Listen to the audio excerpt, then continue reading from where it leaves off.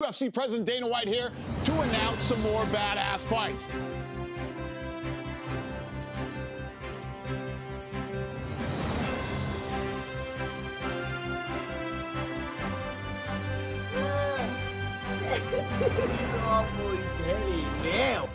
Fellas, it's time to talk about what has gone on in the world of combat sports this week. This might have been one of the craziest weeks in combat sports history, especially the past 2 days with the massive announcements that we got to go over. I have already done a video where I've gone over the announcements, but now, since that video has come out, there's been some new facts that I haven't touched on. There's been a confirmed card, and pretty much everything has been, fully confirmed, fully announced. So we're going to be going over that and a couple of other things that have gone on in the world of combat sports this week. But yeah, there's a shit ton of things to talk about, and we'll start off with this whole situation with UFC 303. And obviously, like I said, I did touch on it a little bit in yesterday's video, but it was more rumors. But now it is official.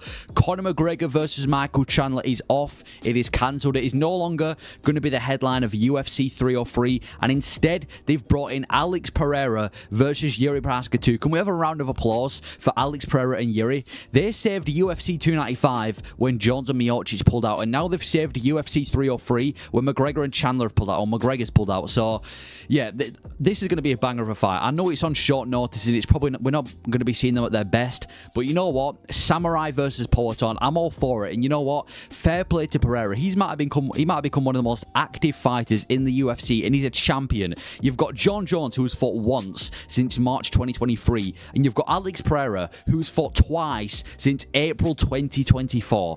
There's levels to this, as Corey Anderson would say, but no. Pereira versus Jiri Prochazka, the new main event of UFC 303. It's a big title fight, and I can't wait for it because I think it's going to be an absolute banger.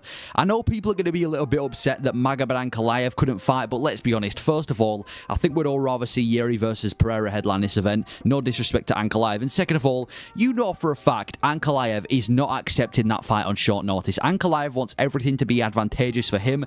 But yeah, that's the new main event. In terms of McGregor and Chandler, I have no idea when it's going to be rescheduled. Apparently, August 31st is the date, or maybe sometime in September. So it looks like we're still going to be getting it towards the end of late summer this year, maybe after summer.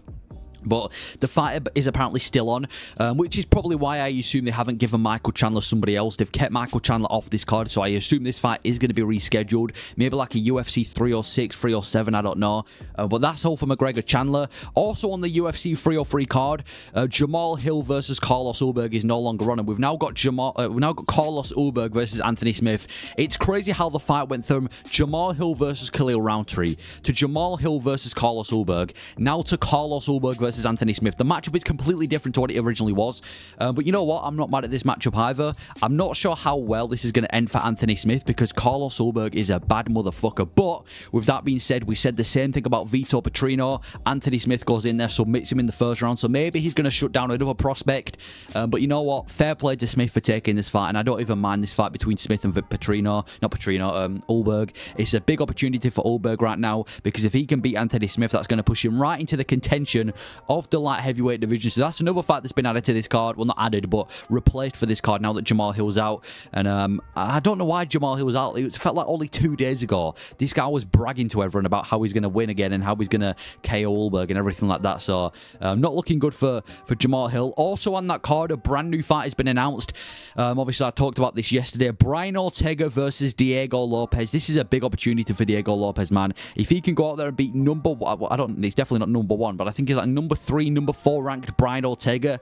That is a massive opportunity for Diego Lopez, and that can potentially, like, imagine Diego Lopez gets a title shot before Movs or Evloev, considering Evloev's beaten Diego Lopez before and he's refused to give Diego Lopez a rematch. That would be kind of funny. But yeah, that's going to be an absolute banger. That's going to be an absolute war as the co-main event of UFC 303, and that's all we're going to talk about when it comes to UFC 303. But my only concern with this card is the bout order.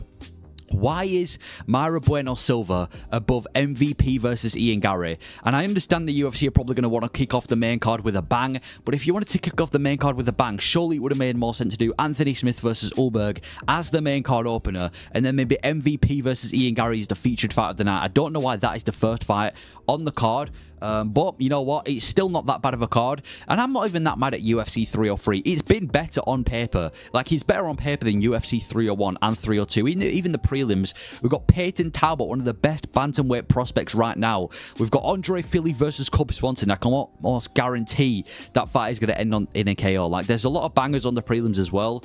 So I'm not actually mad at UFC 303, but if you did pay to see McGregor and Chandler, I'm sure you're going to be a little bit mad. And obviously, Jamal Hill's now off the card. And obviously, UFC Saudi Arabia, already talked about this as well. But if you've been living under a rock and this is your first time hearing about it, obviously, Khamzat Chimaev is now ill. His immune system is genuinely one of the worst pound-for-pound immune systems in the UFC. He's now out of the fight again, and it's going to be Robert Whittaker versus Ikram Aliskerov, a fight that I'm not actually that mad about because I think he's going to be super competitive. It's another Dagestani headlining in Saudi Arabia. So Robert Whittaker versus Ikram Aliskerov, and the card is still the same.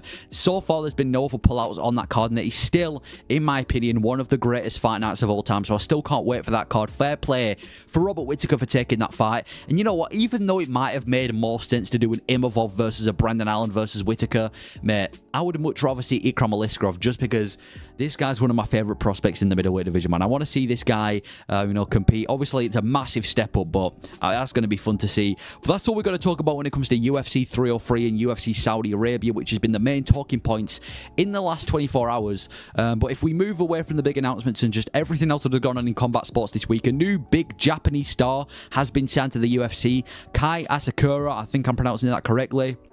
He's a massive, massive star in other MMA promotions. He's one of the biggest stars in Japanese MMA. And now that the UFC have signed this guy, I'm sure we're going to be seeing a couple fight night main events from this guy.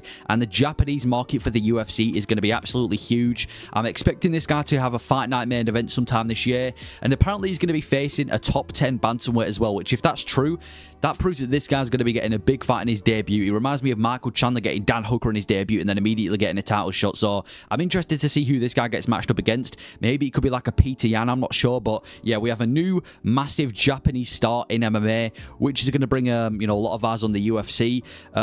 Now we move on to the world of boxing. I know this isn't, no one wants to hear this, but everyone's favourite fighter, Jake Paul, is apparently going to be facing Mike Perry on July 20th. If that's true, I want to see Mike Perry punch Jake Paul in the face because Mike Perry's an absolute scrapper. Would have made a lot more sense to do it bare knuckle, but I understand why Jake Paul wouldn't want to face Mike Perry in MMA. I don't think anyone, not MMA, bare knuckle, I don't think anyone would want to face Mike Perry in bare knuckle boxing, but apparently that fight has been kind of rumoured to be July 20th. Jake Paul kind of announced it, but I don't know if he's being serious or not. And then in PFL last night, we had a double KO, the first double KO that we've had in PFL. Double KOs are always wild, but that is pretty much everything that has gone on so far. Obviously, we got this weekend as well between Anderson Silva and Chael Sonnen. I've talked about this last week, but Anderson Silva and Chael Sonnen are going to be having a boxing match this week. I don't know if you're going to be tuning into that. I don't know if anyone really thinks that is going to end too well for Chael Sonnen, to be completely honest. It is an exhibition, but if you don't want to watch this fight night with I was going to say Kai Asakura then. If you don't want to watch this fight night between Alex Perez and Tatsuro Taira, then you've got that fight to watch. And obviously, Ikram Aliskerov's obviously off this week's fight night. But that is everything we've got to talk about in this week of combat sports. Some massive news regarding UFC 303 in Saudi Arabia. Some big signings to the UFC. And some other things here and there we just got to touch on. So let me know your thoughts on what has gone down in the week of combat sports. And let me know your thoughts on these big announcements. Thank you for watching.